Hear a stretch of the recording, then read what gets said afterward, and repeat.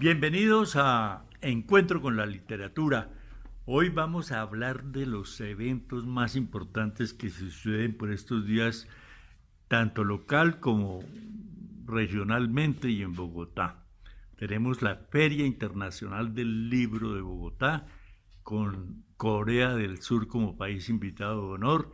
Va a ser presencial con las debidas medidas de bioseguridad, tapabocas, distanciamiento, pero estaremos allá en la biblioteca para contarles a nuestros oyentes qué va a suceder en esa feria que promete estar muy buena. También hay otro Festival Iberoamericano de Teatro en esta semana que ya empezó.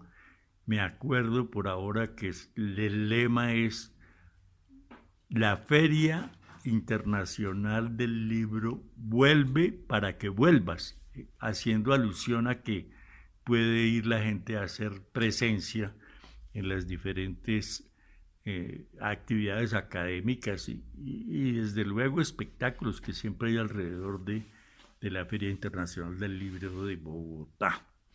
Me acuerdo también que, hablando un poco de las pensiones, hablamos del Coronel no tiene quien le escriba, un libro de Gabriel García Márquez que hace referencia al tema precisamente, pero se convierte, gracias a Laura Restrepo y al maestro Jaramillo, una presentación de teatro en el Teatro Colón de Bogotá. Entonces vamos a tener esa posibilidad de hacerlo. Pero en esta semana tuvo un acontecimiento cultural como fue la presentación de Tolón, el maestro Hernando Carrizosa, en la sala de exposiciones del Teatro Sea Maíz de Chía. Maestro Hernando Carrizosa, bienvenido y cuéntenos qué fue lo que usted presentó a quienes asistimos a ese evento cultural Spleen Floristeria Trónica. Pues bueno, más bien a mí me gustaría que fueran ustedes, o sea, nosotros todos comentáramos eso, porque pues, ¿qué fue lo que yo hice? Yo lo único que hago son sugerencias, o sea, motivaciones, presento imágenes para ver qué es lo que sucede en los espectadores. Entonces, sería mucho más interesante escuchar más bien de parte de todos las opiniones y vamos a ir dialogando más bien, ¿no les parece como más interesante? Sí, yo me acuerdo que todos tuvimos la posibilidad de hacer un recorrido por los 28 cuadros que presentó de Floristeria y después hubo una lectura con Teni y usted alternadamente hicieron comentarios a unos de los cuadros y hacer referencia en términos trónicos, pero me gustaría que usted le explicara a quienes nos van a escuchar qué, qué dice cada uno. ¿Es una referencia, una invitación, una provocación a mirar detenidamente cada uno de los cuadros? Bueno, sí, estas 28 especímenes, porque son unas especies que he encontrado por ahí en la calle que la gente no tiene la oportunidad de verlas porque como viven tan ocupados y de tiempo y de tantas condiciones de sobrevivencia que entonces no percibimos ciertas cosas que suceden, ¿no? Entonces la intención no, casi que diría en este caso la función mía es como comentarles y presentarles esas cosas que están por ahí que, que a veces pasan desapercibidas. Entonces, estas primeras 28, porque hay muchísimas, muchísimas especies por ahí que es innumerable, ¿no? Esa flora urbana es prácticamente infinita, si se puede decir, ¿no? En cada muro, en cada pared. Además que los muros, entonces, hay unos convencionales y otros que son murodales, ¿no? Lo mismo las paredes, ¿no? Hay paredes que ya se vuelven paredales, ¿no? Empieza a tener una connotación diferente. Entonces, en esos murodales o en esos paredales, en esos sitios, en esas superficies imperceptibles a veces aparecen unas floraciones extrañas, no tan extrañas, ¿no? Porque si se representaran como aparentemente uno las ve, o como las ve, no aparentemente, sino como uno las concibe, serían demasiado extrañas. Entonces estas tienen como esa asociación vegetal, pero a la vez mecánica, virtual, etc. Y cada flor tiene no una interpretación, sino un texto como, como digamos, para ampliar, para darle la oportunidad al espectador de ampliar la percepción y y la opción de él mismo hacerse también su propia versión, ¿no? Sí, a propósito, siempre que asiste uno a una exposición de Hernando Carrizosa, encuentra que combina el arte de la pintura con otras artes, con el teatro, con la música. Esta vez fue con un pianista y una chelista muy reconocidos ya de Chía. Sobre todo en los espacios transicionales de Tlón, ¿no? Que de pronto continuaremos, pues depende de ellos también, ¿no? Porque son... lo interesante de la participación de otros lenguajes es eso, que es participación, y normalmente en las exposiciones explicamos un poco eso, ¿no? No es la decoración de la exposición con unas sonoridades que es muy acostumbrado desde hace tiempos. En las exposiciones va un grupo y toca alguna cosa de otra persona. No, aquí se construye la música para eso, ¿no? A veces nos sale un poco más más bien de una característica u otra, que es lo interesante porque es una creación también, ¿no? Entonces, esta vez hubo música, otras veces hay teatro, otras veces hay danza, de acuerdo a las posibilidades, al apoyo, porque también saben ustedes que esto es a puro pulso, que es muy difícil porque pues hacer esos montajes, si se quieren, con esa precisión, exactitud y, y calidad, digamos, pues cada vez los costos son, pero hacemos lo posible porque consideramos que la calidad no está en el uso tecnológico, nada de eso, sino en la voluntad y en la capacidad de quienes participan y en la audiencia sobre todo, ¿no? Eso es lo más importante. Porque además, aprovechando este mes de abril, que tenemos tantos eventos como por ejemplo el Día del Idioma, se va a hacer algo ya con actividades sonoras o representaciones sonoras a través de la pintura para motivarnos a entender que es el aire, el transmisor, el que permite comunicarnos. Ah, bueno, sí, adelantamos eso. El 23 de abril vamos a hacer una exposición, El Viento, que entonces se llama Okiwanta, la espiral de fuego blanco. Y es precisamente lo pusimos el día del idioma porque el viento es prácticamente el que permite la comunicación, ¿no? Sea pues por el espacio donde las ondas existen y porque la voz misma es el producto del aire, ¿no? El viento. Bueno, de hecho, el viento prácticamente está en todo, ¿no? Entonces vamos a dedicarle al día del idioma.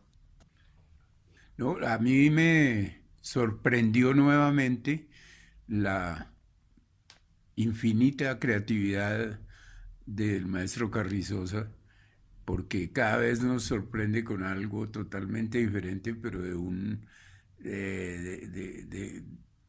vigor y de una cantidad y de un tamaño realmente sí, sorprendente. Y creo que en esta ocasión Hernando inauguró una nueva modalidad de exposición, que yo la llamaría, a mi modo de ver, exposición relámpago, porque pues son exposiciones casi que yo diría de un solo día, aunque en el fondo es unas pocas horas donde la obra de Hernando Carrizosa estuvo expuesta, con muy buena asistencia de público, con un montaje espectacular, muy interesante, en un salón propicio para ese evento, pero pues le queda a uno un sabor de que el tiempo tan escaso, tan limitado, pues como que no deja apreciar a fondo la obra como uno acostumbra cuando va a una exposición, ¿no? Detallar los cuadros y tal. Pero eso es muy trónico, muy del mundo clon, porque da una idea de transformación muy rápida de precisamente de todo ese entorno de creatividad. Digamos que son las circunstancias, ¿no? Porque tampoco tenemos la disponibilidad del espacio para más tiempo. Entonces se nos convierte, exacto, nos obliga a hacer otra cosa, que resulta hasta muy interesante, ¿no? Y cada vez van apareciendo modalidades, digamos, ¿no? Eh, Porque este fue un preestreno, ahora se llama preestrenos porque pues es solo un día y quizás más adelante pues se exponga eh, como se acostumbra normalmente, ¿no?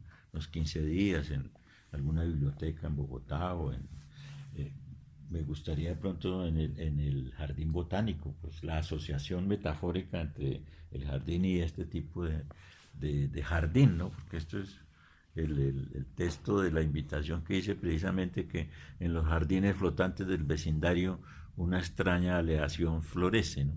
Entonces es bonita la asociación porque nos amplía la asociación, pues me parece a mí, ¿no?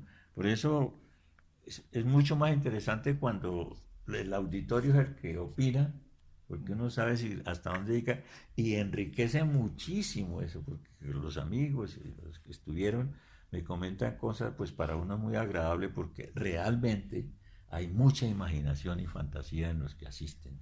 Una de las opiniones que más me gustó fue la de Henry Navarro, el autor del Escudo de Chía, porque dice él conocedor del arte, porque nos ha presentado 200 diapositivas cada vez para hablarnos del patrimonio cultural artístico de Europa, con mucha fluidez, mucho conocimiento.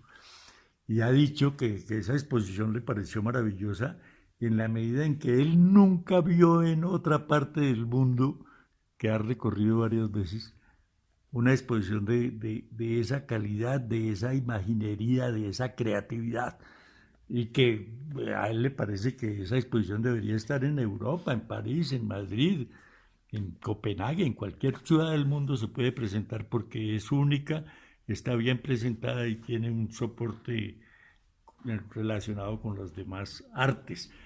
Pero bueno, dejemos entonces la invitación para el 23 de abril, Sala Sea Maíz. Entonces vamos a continuar con el teatro, que también es otra de las actividades que tenemos por estos días. Fernando, por favor, comuníquenos qué hay del Festival Iberoamericano de Teatro. Bueno, buenas tardes ya, sí. A todos, como en un programa dicen, tardes, días o noches, de acuerdo a la hora en que oigan el programa. Qué bueno reencontrarnos nuevamente para hablar de lo que nos gusta, de la cultura, del arte. El Festival de Teatro vuelve y juega. Reencaucha su manera de expresarse, su manera de presentarse ante el público, tiene una nueva inyección vital que esperamos convoque nuevamente al público bogotano a encontrarse con el teatro. Hay algunas novedades que he encontrado superficialmente que tienen que ver con la aparición de mucha gente joven alrededor de la dirección del teatro, de la actuación del teatro, nuevos grupos que en los últimos años salen del contexto tradicional de los grupos que venían generando la vanguardia del teatro en el país, y eso me parece interesantísimo. Me parece maravilloso que gente joven, gente nueva, le inyecte nueva sangre al quehacer teatral, rompa moldes, rompa esquemas, cree nuevas metodologías, cree nuevas estructuras del pensamiento hacia el teatro y trabaje alrededor de la esencia de lo que es el teatro, que es la exploración, la búsqueda, ser impertinente si es el caso socialmente, y que se introduzca en nuevas ideologías y pensamientos alrededor de nuestra cotidianidad. Pasado esto, planteamos que el festival arrancó el 1 de abril con un evento simbólico, lo denominan así en el Teatro Colón, con una obra que se llama Invictus, que es la conflagración de varios grupos de teatro que se unen para empezar a desarrollar como compañías teatrales montajes para eventos específicos.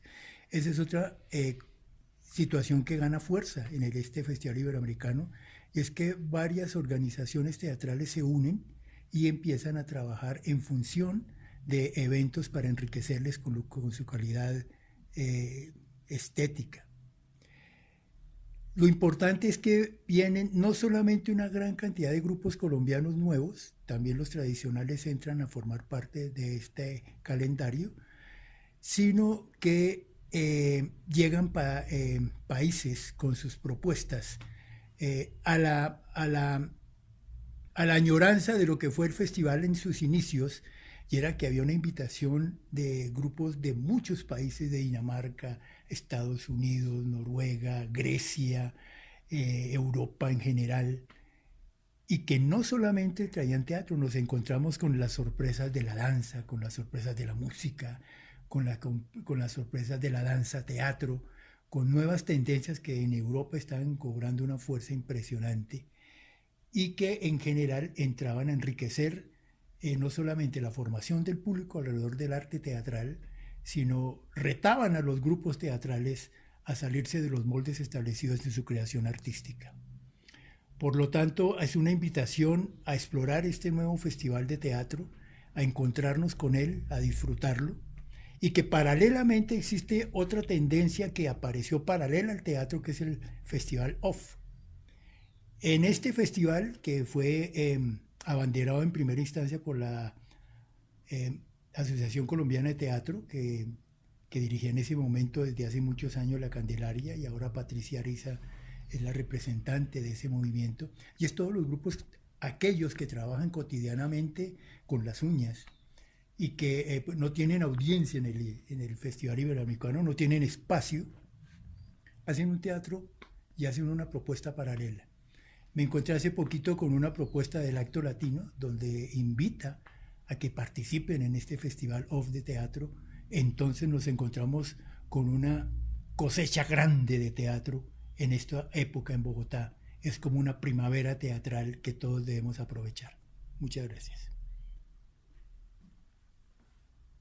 No, gracias a usted, Fernando, por siempre ponerle tanto entusiasmo a su acostumbrada sección del teatro. Pero ahora vamos a seguir con Bernardo, que también nos trae siempre una sorpresa de carácter lingüístico. Así es, Luis Eduardo, muchas gracias. Pues estamos en tiempos donde ululan los vientos de guerra y las grandes frustraciones, como la eliminación de la selección colombiana de fútbol, que nos eliminaron nada menos que nuestros países que ocupan este continente.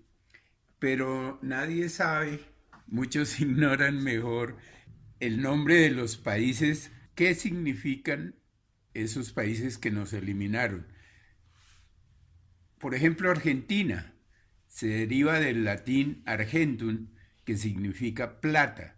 Los colonizadores españoles que subieron por la cuenca del río de la Plata en busca de metales preciosos le pusieron el nombre de Argentina por considerarse el país de la plata. Bolivia, llamada así en honor al gran libertador Simón Bolívar. Originalmente el país adoptó el nombre de República de Bolívar, pero después cambió a Bolivia.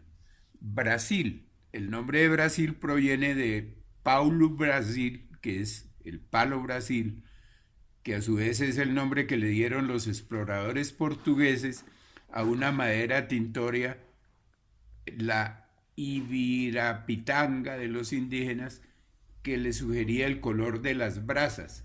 Por eso la nueva colonia portuguesa fue llamada Brasil. Chile, su origen es incierto. Parece que proviene del vocablo indígena chilli, que significa lugar donde termina la tierra. Otros lo hacen derivar de chil, frío, refiriéndose a los Andes nevados de Chile.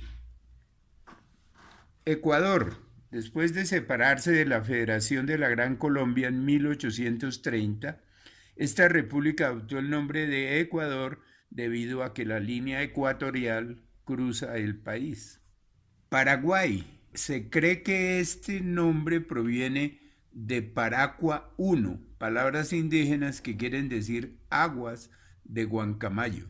Otros lo hacen derivar de Paragua, que significa corona de palmas. Paraguay significa pues río coronado de palmas. Perú. Dicen que los españoles al explorar la costa pacífica oyeron a los indios decir Pelú, Berú y Virú para indicar un río, un jefe de tribu y un poblado indio al sur de Panamá. Combinados dieron el nombre de Perú. Uruguay. Uruguay significa río de los pájaros. Otra versión dice que proviene de los vocablos indígenas uru, pequeño, y ay, pájaro. Así que su nombre íntegro quiere decir pequeño pájaro. Y nos queda Colombia, que se le impuso este nombre en honor de Cristóbal Colón. Mientras fue colonia de España, se le llamó Nueva Granada y después se unió al Ecuador y a Venezuela para formar la Federación de la Gran Colombia en 1819. Disuelta la federación, tomó finalmente en 1886 el nombre de República de Colombia. Este es mi aporte hoy a los países que nos eliminaron. Yo no me voy a referir solamente a los orígenes de las palabras, sino yo sí me voy a sacar el clavo con lo de la selección Colombia.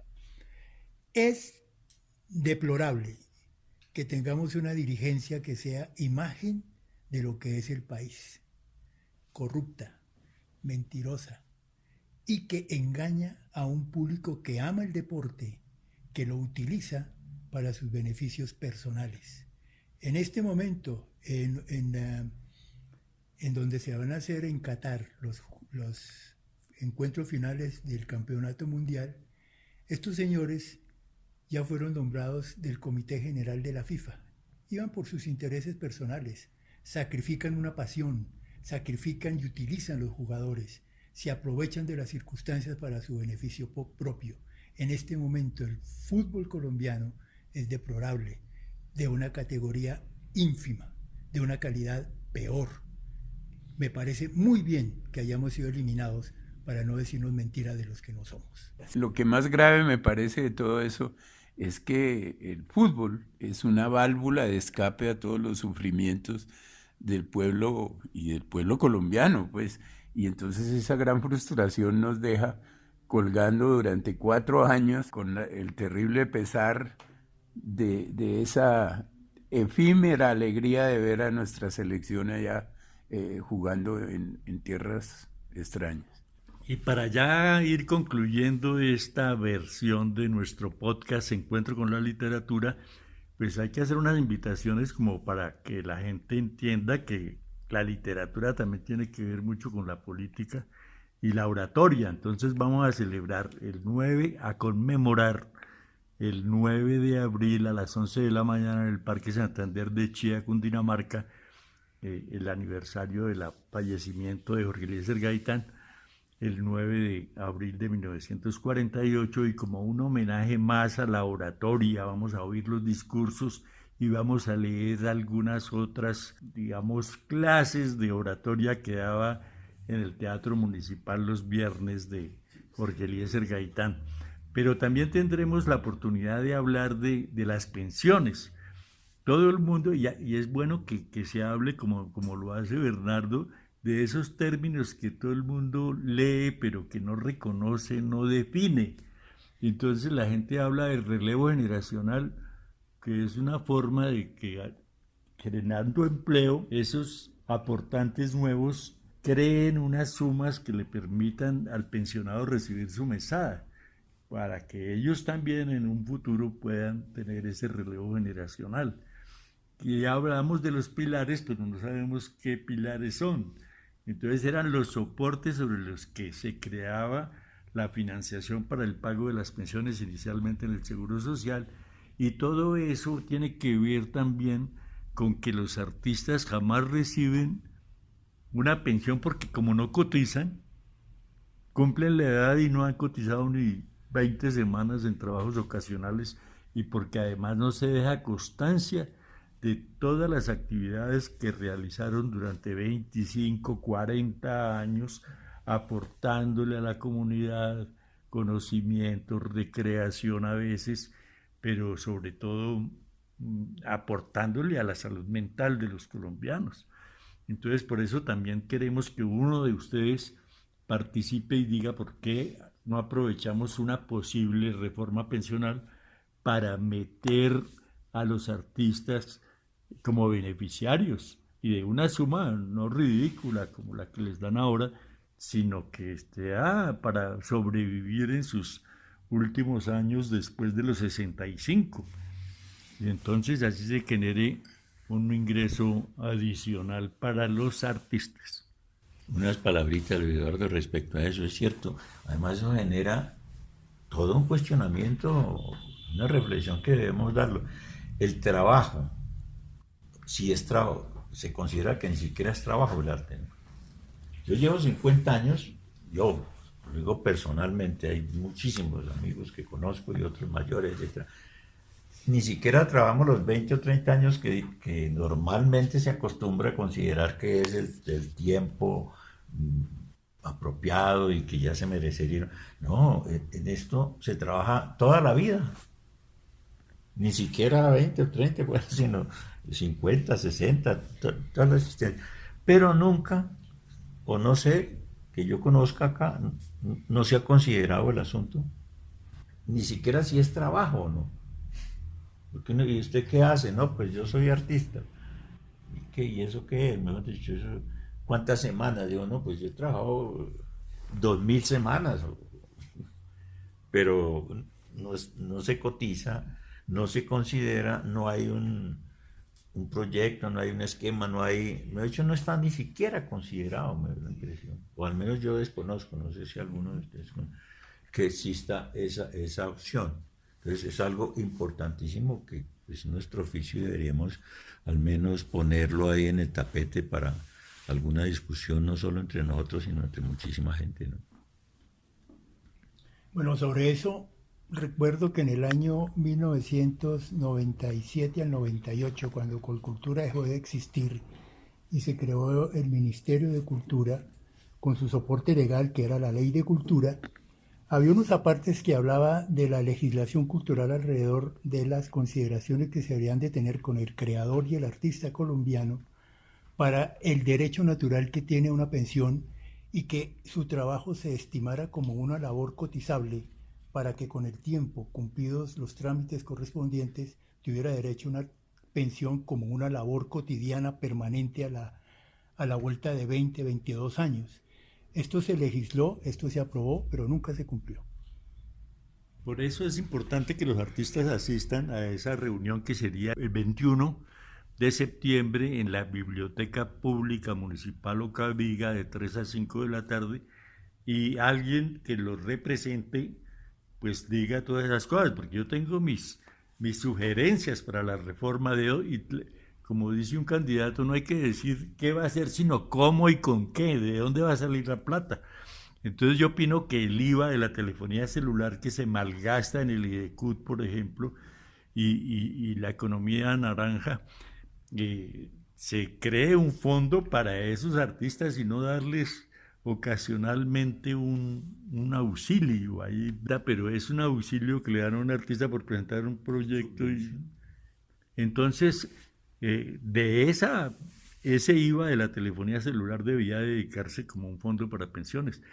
Y otra de las cosas que hay que hacer, a mi manera de ver desde el punto de vista financiero, es que los bancos se comprometen a generar empleo y entonces son exentos de impuestos y las grandes empresas también porque dicen, nosotros nos cumplimos con generar empleo, pero cada vez se genera menos empleo por asuntos de adopción de nuevas tecnologías. Por ejemplo, un banco, en lugar de crear un cargo de cajero humano, crea un cajero automático y el cajero automático no paga impuestos. Deberían los cajeros automáticos pagar impuestos y ayudar a crear ese fondo para que los artistas sean reconocidos como pensionados y puedan tener una vida digna después de haberle aportado tanto a la humanidad. Esas son las inquietudes que tenemos por ahora y seguramente en el curso de la próxima semana estaremos haciendo un nuevo podcast y unas nuevas invitaciones para todos ustedes.